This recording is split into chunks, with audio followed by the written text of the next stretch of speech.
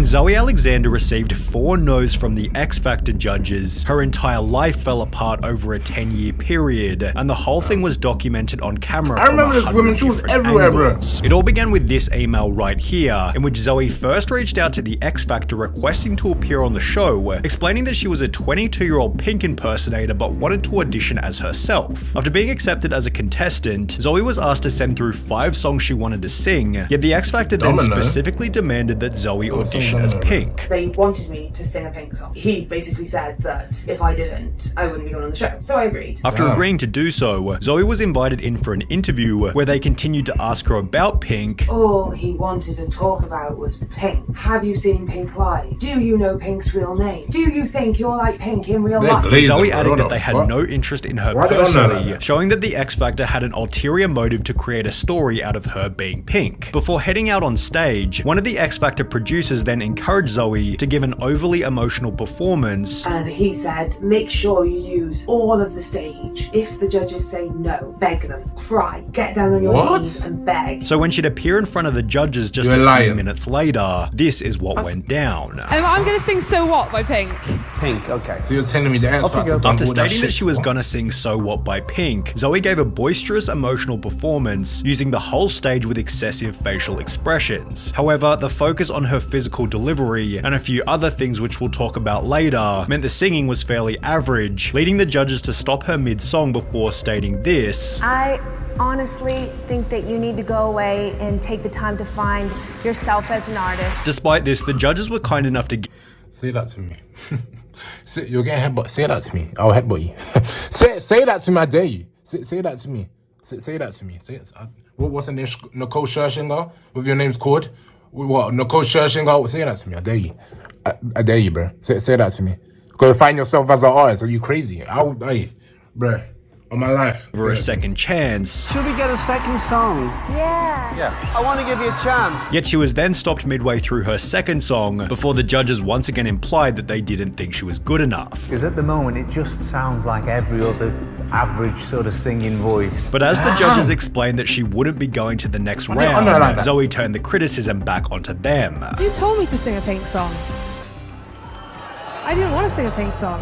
You guys told me to sing a Pink song. Zoe then proceeded to lose her temper before bringing her dad onto the stage, swearing at the judges and throwing the microphone toward them. After some more chaos then went down backstage, Zoe lashed out at the cameraman ending the segment. However, in terms of negative feedback, this was really only the start. The family was so distraught from the event that they drove home in silence, yet Zoe seemed convinced that they wouldn't include her performance in the final cut of the show. I still didn't believe that they would show my audition on TV. I mean, how could they show the systematic bullying leading to a breakdown of a woman? It would be too upsetting. Until about an hour after arriving home, when a Daily Mail reporter who was at the audition called the family to get a statement for an article and to tell Zoe that she was definitely going to appear on television. They will edit it in any way they can to show it on TV because it is TV gold. With this information, Zoe's mental health began to decline rapidly. I couldn't sleep. I just stayed up every night. I can't stress to you enough what an emotional wreck I was. I didn't trust anyone, and I just kept breaking down, crying. Made even worse by the countless articles talking about the situation before the episode you know when they get live. TV.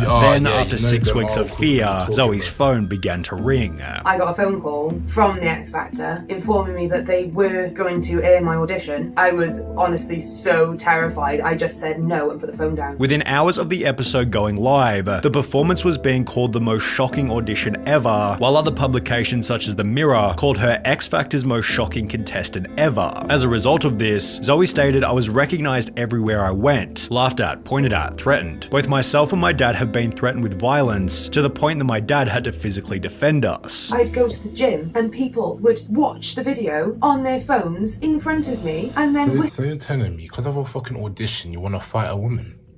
You want to try fight them over a fucking audition? When you weren't even fucking there, you idiot. So you wanted to fight a whole woman over an audition when you weren't even there. But ain't no way. So you full on thought, yeah, she performed bad, she dashed her mic, let me fight her. You're not ugly. And laugh. Despite this, Judge Tulsi Konstastavlos refused to change her attitude on the situation, stating there is always going to be the odd person who throws a massive hissy fit. Thousands of people over the years have auditioned, and this one person couldn't control their temper and threw a fit. But I don't think that's a reason for everyone to go, you've got to think about their emotions. That was one person. Those are her issues, and she chose to bring those issues to the stage. Given she now had no other option, Zoe began to defend herself by stating that the show deliberately tried to make me out to be this girl with a bad attitude, before she theorized that the X Factor deliberately encouraging her. In a way, let's really think about it. You did really feel like you did dash the mic and shit and like run up and like, you know, cause the hit, you know, it kind of did look like a hissy fit because that's what you basically did. You didn't really have to do that. You could have said, oh, fuck you niggas, and you know, literally just walked off the stage, but you full on, oh, you told me to sing that though. What, you want corn? What? Bow, dash the mic, brought your father on, you bit, dash the mic again. You know, you didn't have to deal with that. You could have said, yeah, bun you guys, you're a bitch. Simon, you're a bitch, you're old. What? What's the guy with the grey hair? Lewis, your waist man, I headbutt you. Like, think could have told Talisa to come outside, like he could have done all of that, but The Singer Pink song was part of a plan to increase ratings through televising a poor performance, which would explain why the producers encouraged her to be emotional in the minutes before the audition. Zoe Alexander was set up for a fall, and yes, she couldn't sing, but that isn't the issue under discussion. Setting people up to mockery by deliberately enhancing their self-image beyond their talents is cruelty bordering on human rights infringement. Zoe's volatile nature would have been spotted in one of the earlier auditions, and then stoked up so she would outburst on TV, and thereby encourage a flagging audience to tune in with the expectation of future Jerry Springer moments. Shameful, just shameful, yet others were a little less compassionate. Look, she may have been set up by producers, which isn't fair, but at the end of the day, she can't sing. The judges were just being polite by using the identity thing as an excuse because she did get to sing a second song, which she was also rubbish at. Her violent/physical outburst was wrong, full stop. Yes, it's unfair for producers to mislead her, but her reaction was atrocious and very bratty. Also, her dad shouldn't have brought her back onto the stage either, as this escalated the whole situation. She got to sing 2 songs, whereas most people get to sing 1, and she wasn't good enough yet Zoe didn't stop pushing back against what had happened. Approximately 7 months after the audition went live, an article was published by BBC News titled X Factor Cleared Over Pink Tribute Act Complaints, in which it was explained that Zoe had gone to the government broadcasting agency Ofcom, claiming that the X Factor had ignored her track choices, changed her song list, and dictated her outfit and hairstyle, insisting on her appearing in her pink persona. Yet the agency found that the judges' comments were balanced, and her violent reaction after the audition was unacceptable by any standards, whatever her perceived grievance. Accordingly, Ofcom has not upheld Miss Alexander's complaint, with articles such as this one perpetuating Zoe's nightmare. People said to me, oh, don't worry, it'll blow over, it won't last forever. And it lasted for years and years and years. Things became even worse when Zoe's performance racked up almost 100 million views in compilations such as these two. However, with comments such as, I don't trust any of these after hearing Zoe Alexander's story, it seemed there was more that was yet to be discussed. On the 20th of July 2020, Zoe uploaded her own video titled Zoe Alexander X Factor The Truth, in which she now revealed that the performance itself had been edited and even CGI'd to make the X Factor look good and Zoe look bad. She stated the judges actually began the audition by essentially insulting her. And he moved on that